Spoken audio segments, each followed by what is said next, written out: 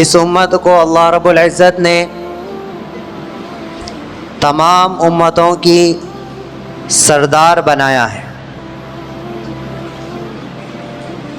دنیا اور آخرت میں بھی، دنیا میں بھی یہ امت پچھلی امتوں کے مقابلے میں اس کا امتیازی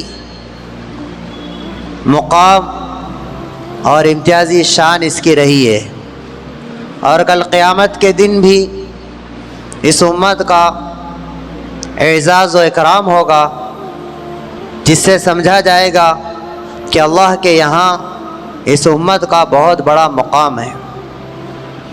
چنانچہ قیامت میں سب سے پہلے اس امت کو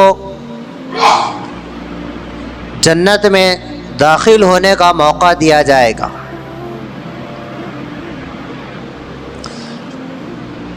قرآن مجید میں اللہ تعالیٰ نے پچھلی امتوں کا تذکرہ فرمایا، واقعات کو ذکر فرمایا، لیکن جب اس امت کے تذکرے کی باری آئی تو اللہ تعالیٰ نے تعریفی کلمات کے ذریعے اس امت کا ذکر کیا کہ تم بہترین امت ہو،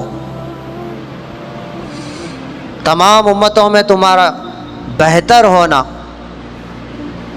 اللہ تعالیٰ اس چیز کا اعلان فرماتے ہیں کہ تم بہترین امت ہو۔ کسی بھی فرد ہو یا قوم ہو یا ملت ہو، کسی کی بھی تعریف کی جاتی ہے یا کسی کے مقام کو بتایا جاتا ہے یا کسی کا کوئی مقام سمجھا جاتا ہے، تو جس کی تعریف کی جا رہی ہے اس قوم کے پاس، اس قوم کے اندر ان صفات کا ہونا بھی ضروری ہے جن صفات کو بنیاد بنا کر تعریف کی گئی، ان صفات کا حامل ہونا بھی بے حد ضروری ہے۔ اللہ تعالیٰ کا وعدہ ہے کہ اللہ تعالیٰ اس امت کو تمام عالم میں سربلندی عطا فرمائیں گے، کامیابی عطا فرمائیں گے، عزت عطا فرمائیں گے، رفعت اور بلندی عطا فرمائیں گے، لیکن صرف مسلمانوں کے گھروں میں پیدا ہو جانے سے یہ چیزیں ملنے والی نہیں ہیں۔ جب تک کہ بلندی کے لیے، سرداری کے لیے، حکومت کے لیے، حاکمیت کے لیے جن صفات کی ضرورت ہوتی ہو ان صفات کو اپنائے بغیر پوری امتوں پر، پورے اقوام عالم پر مسلمانوں کو سرداری اور خلافت، بادشاہت حاصل نہیں ہو سکتی۔ ایک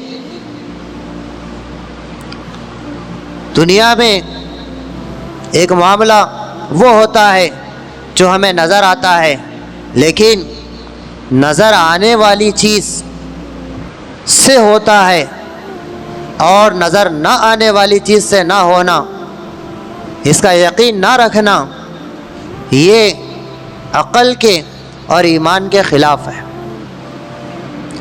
ہمیں نظر آتا ہے کہ فلاں حاکم سے لوگوں کو فائدہ پہنچتا ہے اور فلاں حاکم سے نقصان پہنچتا ہے، یہ ہمیں نظر آتا ہے، لیکن اس کے اندر حقیقت کیا ہے؟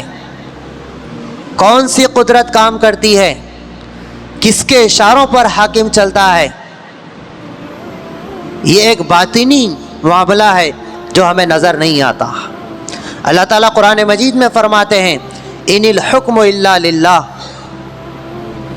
بادشاہت تو اللہ ہی کی ہے، پوری کائنات کے بادشاہ اللہ ہے، ہر ملک کے بادشاہ اللہ ہے، ہر صوبے کے بادشاہ اللہ ہے، ہر ضلع کے بادشاہ اللہ ہیں، ہر ایریا کے بادشاہ اللہ ہیں۔ جو ہمیں نظر نہیں آتا، اللہ کا بادشاہ ہونا ہمیں نظر نہیں آتا۔ ایسا کیوں ہے؟ کیونکہ اللہ تعالیٰ اس دنیا کو دار الاسباب بنایا ہے۔ ذریعے سے اللہ تعالیٰ اس دنیا کو چلاتے ہیں، اسباب سے چلاتے ہیں۔ تو اللہ تعالیٰ پی ایم کی شکل میں، سی ایم کی شکل میں، بادشاہت کی شکل میں، خلیفہ کی شکل میں اللہ تعالیٰ حکومتی نظام کو چلاتے ہیں۔ یہ سب ذریعے ہیں، اسباب ہیں۔ حقیقت کیا ہے؟ حقیقت یہ ہے کہ اللہ کی حکومت ہے۔ جب کسی قوم میں برائی عام ہو جاتی ہے، ظلم عام ہو جاتا ہے، حق تلفیاں عام ہو جاتی ہیں، دوسرے کے حقوق پامال کیے جاتے ہیں، اللہ کو بھول کر زندگی گزارتی ہے کوئی قوم، تو پھر وہاں اللہ تعالیٰ ظالم بادشاہ کو مسلط فرماتے ہیں۔ اور کسی قوم میں انصاف ہوتا ہے، حقوق اللہ کی بھی ادائیگی ہوتی ہے، اللہ کے حق کو بھی ادا کرتے ہیں، اللہ کے رسول کے بھی حق کو ادا کرتے ہیں، اور بندوں کے بھی حقوق کو ادا کرتے ہیں، کسی پر ظلم نہیں ہوتا، انصاف کے دامن کو تھامے رکھتے ہیں اور نقصان کسی کو نہیں پہنچاتے، محتاجوں کی مدد کرتے ہیں، تو پھر ایسی قوم پر اللہ تعالیٰ منصف، رحم دل، سخی اور لوگوں کے دکھ اور درد کو سمجھنے والے بادشاہ کو اللہ مقرر کرتے ہیں۔ دونوں کو اللہ ہی مقرر کرتے ہیں۔ ایسا نہیں ہے کہ کسی ظالم بادشاہ اگر کسی قوم کا بن جائے تو وہ خود وہ انسان بنا ہوا ہے، اور کسی قوم کے لیے اچھا بادشاہ مل جائے تو اس کو اللہ نے مقرر کیا ہے۔ ایسا نہیں ہے، بلکہ دونوں کو اللہ مقرر کرنے والے ہیں، دونوں کو اللہ ہی مقرر کرتے ہیں۔ وہ فیصلہ اعمال کے حساب سے اللہ کے یہاں ہوتا ہے۔ اللہ کے نبی صلی اللہ علیہ وسلم نے فرمایا، اعمالکم حکامکم، تمہارے اعمال ہی تمہارے حاکم ہیں۔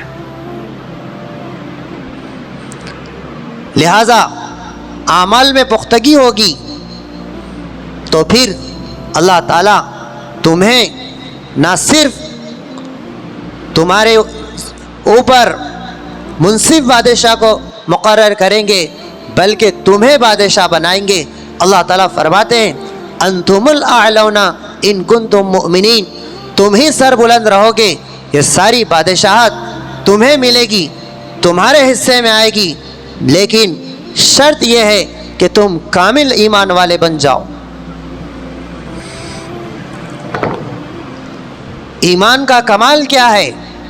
جس کی بنیاد پر اللہ رب العزت نے ہمیں سرداری، حکومت، بادشاہت، خلافت، پوری دنیا کا بادشاہ بنانے کا اللہ نے وعدہ فرمایا ہے۔ وہ ایمان کا کمال کیا ہے، وہ کیسے حاصل ہوتا ہے، اس کے لیے ہمیں غور و فکر کرنے کی اور اس بات کو جاننے کی بے حد ضرورت ہے۔ جب مسلمان دو کام کرتا ہے، ایک دینداری کو اپناتا ہے اور دوسری بات دین کا مددگار بنتا ہے، تو پھر اللہ تعالیٰ اس کے قدموں میں حکومت ڈال دیتے ہیں۔ اورنگزیب رحمۃ اللہ علیہ کی تاریخ اٹھائیے کہ آپ کیا تھے؟ آپ ایک عالم دین تھے، آپ فتویٰ نویسی لکھنے کا کام کرتے تھے، آپ کا گزارا، آپ کی زندگی تقوی و طہارت سے بھرپور تھی، قرآن مجید لکھ کر، ٹوپیوں کو سی کر، اس کے ذریعے سے جو آمدنی حاصل ہوتی اس کے ذریعے سے اپنا گھر چلاتے تھے۔ جب اتنی سادگی، ایمان میں پختگی، علم میں اعلیٰ، تقوی اور طہارت میں اعلیٰ، انصاف میں اعلیٰ، جب یہ صفات اللہ نے ان میں دیکھا، جب اللہ نے ان میں صفات کو دیکھا تو انہیں غیر منقسم ہندوستان کی 50 سالہ حکومت انہیں عطا فرمائی، جس میں ہندوستان، بنگلہ دیش، پاکستان، سری لنکا، افغانستان، نیپال، بھوٹان، اطراف کے جتنے ممالک ہیں، یہ غیر منقسم ہندوستان کہلاتا تھا جو ابھی تقسیم نہیں ہوا تھا، یہ سب کا سب ہندوستان تھا۔ تو اللہ نے انہیں ایسی بادشاہت عطا فرمائی کہ جو قیامت تک کے لیے ایک مثال ہے کہ اللہ تعالیٰ دینداری کی بنیاد پر، ایمان میں پختگی کی بنیاد پر اور سادگی کے ساتھ زندگی گزارنے کی بنیاد پر، اللہ کے خاص قرب حاصل ہونے کی بنیاد پر اللہ کیسے بادشاہت دیتے ہیں۔ تمام خلیفہ جتنی اسلامی حکومتیں گزری ہیں، یہ سب کے سب مثال ہے ہمارے لیے کہ ہم سربلندی چاہتے ہیں، حکومت چاہتے ہیں، تو پھر ہمیں وہ سبق پڑھنا ہوگا جس سبق کو پڑھ کر ہمارے پچھلوں نے، ہمارے اسلاف نے، ہمارے بڑوں نے، ہمارے بزرگوں نے یہ کامیابی حاصل کی تھی۔ اور یہ دنیا کی کامیابی، دنیا کے بادشاہ بننا یا نہ بننا، اس سے آخرت کے اعتبار سے کوئی سوال ہونے والا نہیں ہے۔ اصل آدمی اس میں رہ کر اپنی آخرت کو نہ کھوئے۔